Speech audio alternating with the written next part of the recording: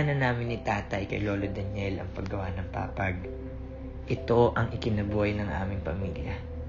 Marami nagsasabing napakahusay daw nangyari ng kanyang papag. Pulido at dekalibre ang gawa ni Lolo. Nag-text yung pawn shop dito. Huwag mong sabihin sa akin sinanla mo yung wedding ring natin. Mapapatay talaga kita. Natalo ako sa online sugal, dun sa internet. Online sugal na naman! Benta kita. Ano?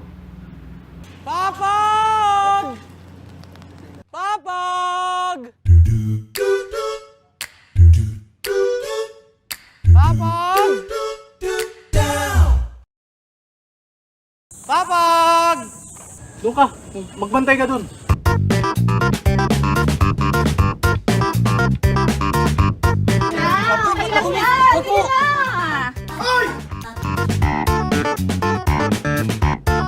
Sir, alam mo ba maghapon ko na itong binibenta? Malas talaga, sir. Nakakapagod yan ah. Dami mo na siguro naikot ano.